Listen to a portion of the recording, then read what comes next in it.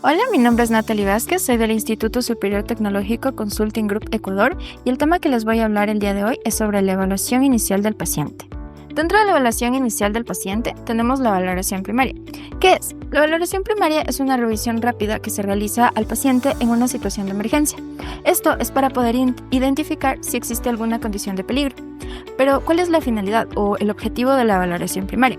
Es poder identificar precisamente si hay alguna situación que pone en peligro la vida de la persona, evitar que las complicaciones se agraven y facilitar la comunicación entre el personal sanitario y la persona que está brindando los primeros auxilios. ¿Por qué esto es importante? Es importante teniendo en consideración que el cerebro, cuando una persona deja de respirar, puede comenzar a presentar daños permanentes desde los 4 a 6 minutos. La valoración primaria, una buena valoración primaria, es importante y puede significar y salvar vidas en cuestión de minutos. Dentro de la valoración primaria tenemos varios principios básicos en los primeros auxilios. En esto se puede destacar la seguridad de la escena. Dentro de la seguridad de la escena vamos a destacar 3 puntos. La primera, se debe confirmar si el entorno es seguro. Para esto se verifican si es que hay riesgos y si la persona cuenta con su equipo de bioseguridad necesario. ¿Cuáles son los riesgos que se pueden valorar? En este caso, si existe algún derrame, algún incendio, etc. Segundo, como se mencionó, se debe hacer el uso de las barreras de bioseguridad o el equipo de protección personal. En esto se incluye guantes, mascarilla y gafas de protección. Y el tercero, solicitar ayuda. Aquí se incluye la llamada al ECU 911. Para esto se debe solicitar determinada información. Dentro de ello se debe decir el lugar del incidente, qué es lo que pasó, describir lo que sucedió en el incidente, adicional número de víctimas, identificarte, tu nombre, tu apellido y desde el número en el que estás llamando. Dentro de la valoración primaria, ¿qué es lo que vamos a hacer? Aquí vamos a poder valorar la conciencia, la respiración, el pulso y buscar si existe una hemorragia. En este caso, debemos valorar si la persona respira, no respira, tiene pulso o no tiene pulso, identificarnos y comunicar a quienes estén alrededor e incluso al paciente, en caso de que esté consciente, que conocemos sobre primeros auxilios y le vamos a brindar una primera respuesta. Esto se conoce como el primer respondiente. Adicional a eso, si la persona niega la ayuda, pues nosotros debemos respetar la decisión, mantenernos distantes, pero no tanto, para poder evaluar si llega a haber alguna complicación. Dentro de la valoración primaria, como punto inicial, valoramos el nivel de conciencia. Para esto se va a hacer el uso del método APTI. ¿Qué significa? Estos son siglas. La A significa alerta. Quiere decir que nosotros le decimos algo al paciente, por ejemplo, está bien, se encuentra bien, y él nos va a responder. Va a reaccionar, su mirada se va a dirigir hacia nosotros, etc. Posterior a esto, continuamos con la evaluación. La V, esta nos identifica una respuesta a un estímulo verbal. Cuando la persona no está alerta, necesitamos aplicar un estímulo verbal. Preguntarle con mayor fuerza, por ejemplo, señor, abra los ojos, darle una orden. En este caso, si la persona sí responde, continuamos con la valoración. Pero si no responde, vamos al siguiente punto, que es la D. La D es de respuesta a estímulos dolorosos. Cuando la persona no responde a un estímulo verbal, debemos aplicar un estímulo doloroso. Hay muchas maneras de aplicarlo. Más adelante vamos a conocer cuáles son las maneras de aplicar estímulos dolorosos, o las más comunes. Si no hay una respuesta al dolor, entonces vamos con la siguiente valoración, que es la I, de inconsciente. En este caso, se debe iniciar con las maniobras de reanimación cardiopulmonar. Dentro de la valoración inicial, como ya sabemos, al verificar el nivel de conciencia, si la persona no responde a un estímulo verbal, se debe aplicar un estímulo doloroso. Hay muchas maneras de poder hacerlo. Una de ellas es ejercer una presión con el dedo índice en el párpado. Otra de ellas es poder presionar la parte blanca que se resalta en las uñas. Hacer una presión fuerte para que exista un estímulo doloroso. Otra es aplastar con el dedo índice sobresaliente sobre el esternón. Otra manera, que es también muy común para evitar algún daño, generar algún hematoma, etc., es poder aplastar justo del lóbulo de la oreja. En la parte superior se genera una presión para poder ejercer un estímulo doloroso. Otro de los puntos que se llega a valorar en la valoración primaria es la vía aérea y la respiración. ¿Pero qué se va a hacer aquí? Aquí se debe comprobar si existe un libre paso de aire. En este caso se va a verificar que no haya obstrucción de la vía aérea por algún fluido, como pueden ser vómitos, sangre, e incluso que pueda haber un objeto extraño que esté imposibilitando el paso del aire. Adicional a esto, se van a realizar una maniobra que nos va a permitir mejorar la respiración del paciente. Esto se llama cabeza atrás, mentón arriba. Simplemente se levanta la cabeza y se hace la cabeza hacia atrás y se eleva el mentón. En esto también aplicamos una técnica que es conocida como voz. En esta vemos, V de ver, O de oír y S de sentir. ¿Qué vamos a ver? Vamos a ver los movimientos torácicos, en este caso que exista una inspiración y una expiración, una expansión del tórax. Oír, ¿qué vamos a escuchar? La respiración del paciente. Escuchamos si es que tal vez hay algún silbido, algún gorgoteo, etc. ¿Y qué vamos a sentir? El aliento en la mejilla. En este caso vamos a poder identificar si existe alguna dificultad respiratoria. Cuando se valora la respiración, aquí es necesario recordar que existe una frecuencia respiratoria. ¿Cuál es el valor normal en los adultos? Es de 12 a 20 respiraciones por minuto. ¿Cómo se debe valorar? En este caso, la respiración completa se valora en una inspiración y una expiración. La inspiración es la expansión completa del tórax. Cuando nosotros tomamos aire, inspiración, y cuando expulsamos el aire, expiración. Esa es una respiración completa. Y así se debe valorar. Durante 1 minuto podemos obtener este valor y poder identificar si la persona se encuentra con la respiración elevada o no puede respirar bien, etc. En la valoración primaria también se debe identificar la circulación. Aquí hay 2 puntos a valorar: el color y el pulso. El color de la piel normal es cuando existe una tonalidad rosada. Incluso los labios llegan a tener una tonalidad rosada. Pero ¿cuándo es anormal? Cuando nos indica que hay algún problema. Cuando existe palidez, color rojo intenso, una coloración azulada e incluso una coloración amarilla. En el pulso, ¿qué se valora?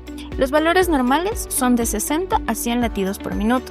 Pero ¿cuándo es anormal? Cuando es menor a 60 latidos por minuto y cuando es mayor a 100 latidos por minuto.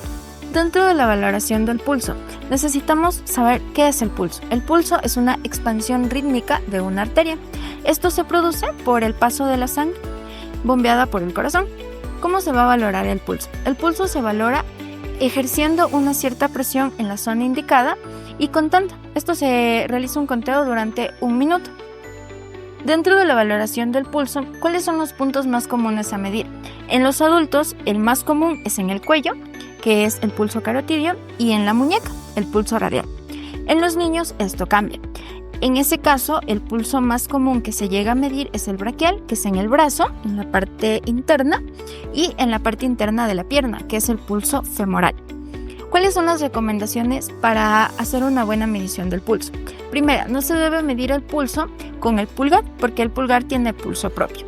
Segundo, es necesario realizar la medición con el dedo índice y el medio, sin ejercer mucha presión. Adicional a eso, cuando no se tiene el tiempo para poder contar los latidos durante 1 minuto, se puede hacer durante 15 segundos y multiplicar por 4. Cuando el paciente está inconsciente dentro de la valoración primaria, es necesario tener en consideración cuál fue el motivo de la inconsciencia del paciente. En este caso, cuando no se necesita realizar maniobras de reanimación cardiopulmonar o RCP, se debe colocar al paciente en una posición lateral de seguridad.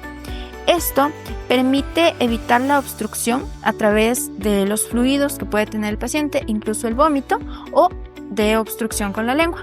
Y adicional, facilita el drenaje de las secreciones. Pero, ¿cómo es la posición lateral de seguridad? Pues bien, existen pasos básicos. Con 4 es suficiente. El primero, extender el brazo superior en un ángulo recto. Adicional a eso, segundo paso, cruzar la pierna opuesta sobre la otra.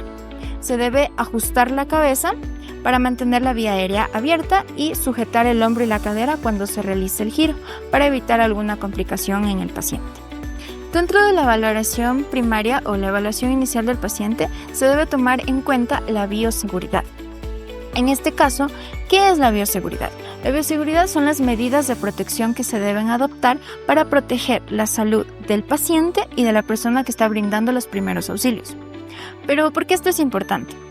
Alrededor existen muchos microorganismos como virus, bacterias u hongos que nos ponen en peligro a nosotros como respondientes y al paciente.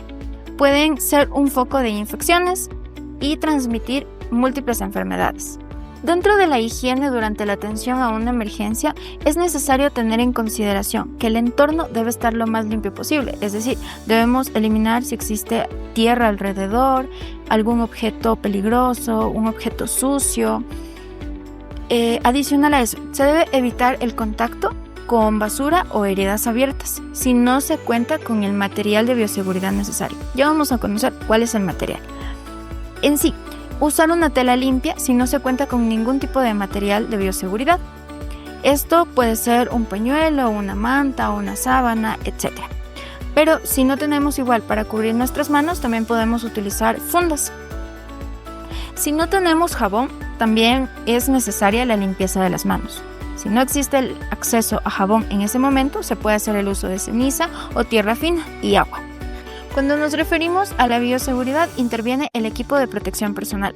Aquí ya estamos destacando que el equipo de protección personal es las gafas de protección, las mascarillas desechables, los guantes y en algunas ocasiones la ropa de trabajo. Esto también se conoce como el EPP, que son las siglas. Permite crear una barrera de protección tanto para mi persona como para el paciente. Cuando no cuento con el equipo de bioseguridad necesario, como lo son los guantes, la mascarilla, etc., no puedo acercarme al paciente. Mi bioseguridad es primero. Eso también significa salvar vidas. Adicional, cuando hablamos de bioseguridad es necesario tener en cuenta el lavado correcto de las manos. Esto permite evitar el mayor contagio en tema de enfermedades o transmisión de infecciones, etc. ¿Cómo se debe hacer un correcto lavado de manos? Existen varios pasos. Esto debe durar de 40 a 60 segundos, lo que significa 1 minuto. ¿Cómo se debe comenzar? Se moja las manos, posterior a esto se aplica el jabón y se comienza. Se debe frotar el jabón sobre nuestras palmas de las manos. A continuación, sobre el dorso se frota. Posterior a esto, se debe tomar esta postura y comenzar a hacer la limpieza de nuestra parte superior de los dedos, de ambas manos. Adicional a eso, también hacemos la limpieza de los pulgares y continuamos después con la limpieza de nuestros pulpejos y si en caso de tener uñas, pues también de las uñas. Hacemos el lavado y después el secado. Cuando nos referimos al lavado de manos, ¿en qué momento se debe hacer? Pues existen varios momentos en los que se debe aplicar el lavado de manos. En este caso, antes de tocar al paciente, después de tocar al paciente y también después de estar en contacto con el entorno y con los fluidos del paciente. Para esto también es necesario resaltar la desinfección de manos. Los pasos son iguales que el lavado de manos, lo único que cambia es el tiempo. Esto dura de 20 a 30 segundos. Cuando hablamos de las uñas, en este caso también cuenta como medida de bioseguridad el poder tener las uñas cortas, pues al tener las uñas largas, estas almacenan microorganismos que también pueden ser un foco de contagio. Las gafas de protección. Cuando somos respondientes o primeros respondientes, generalmente no se utilizan las gafas de protección, pero se debe tener mucho cuidado al momento de salpicaduras de líquidos, fluidos, etc., que puedan ponernos en riesgo. El uso correcto de la mascarilla. En sí, esta evita contagios por aire, en este caso tos, estornudos, una respiración muy cercana. ¿Qué se debe tener en consideración cuando se hace el uso de la mascarilla? En primera, la mascarilla debe cubrir completamente la nariz y la boca y el mentón. Esta no debe ser más grande, no debe quedar suelta. Adicional a eso, la mascarilla no se puede manipular con las manos sucias ni con los guantes. Se debe dejar ahí. Cuando se debe retirar la mascarilla se retira por los lados. En caso de no tener mascarilla, se aplica lo ya mencionado anteriormente. Se debe cubrir la boca y la nariz con un paño limpio, una tela, etc.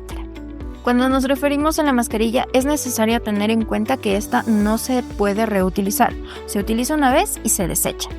El correcto uso de los guantes. Los guantes permiten generar una barrera de protección contra la transmisión de enfermedades, como todos los equipos de protección personal.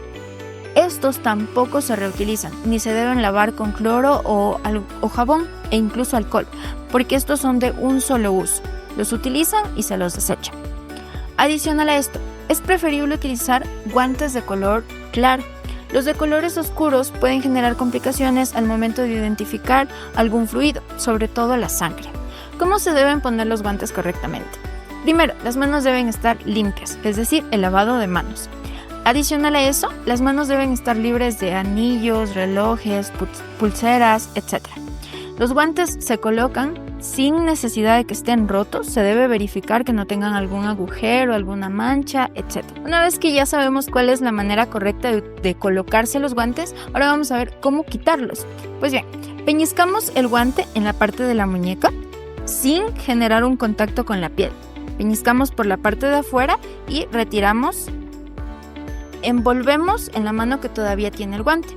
Con el dedo medio y el dedo índice, en la apertura que se genera en el guante vamos a introducir y esto vamos a hacer hacia afuera, sin contacto con la parte del guante que está con los fluidos, que puede ser sangre, etc. Una vez que ya está así, esto envolvemos y desechamos. Generalmente el desecho es en contenedores de color rojo o en fundas rojas. Cuando nos referimos a bioseguridad, también es indispensable el poder hacer una eliminación de desechos adecuada. ¿Por qué esto es importante? Porque así estamos permitiendo que se evite el contagio de mayores enfermedades a las personas externas e incluso a nosotros. Y así pues también cuidamos el medio ambiente. ¿Qué es lo que se necesita saber en la eliminación de desechos? Los colores de los contenedores y qué se deposita en cada uno de ellos. Cuando hablamos de contenedores y sus colores, el contenedor azul es para los residuos reciclables, como pueden ser papel, periódico, etc. El contenedor de color negro, para desechos comunes o no reciclables. Es preferible no depositar aquí vidrios, metales y objetos peligrosos. En el contenedor verde, los residuos orgánicos, como pueden ser los residuos de frutas, verduras, etc. Y en el contenedor rojo, aquí se va a depositar desechos que tienen fluidos, como pueden ser sangre. También tenemos en consideración el de objetos cortopunzantes, donde se van a depositar las agujas o objetos que son peligrosos porque pueden llegar a cortar. Cuidarse a uno mismo es el primer paso para salvar a otro. Recuerda que tu seguridad también salva vidas.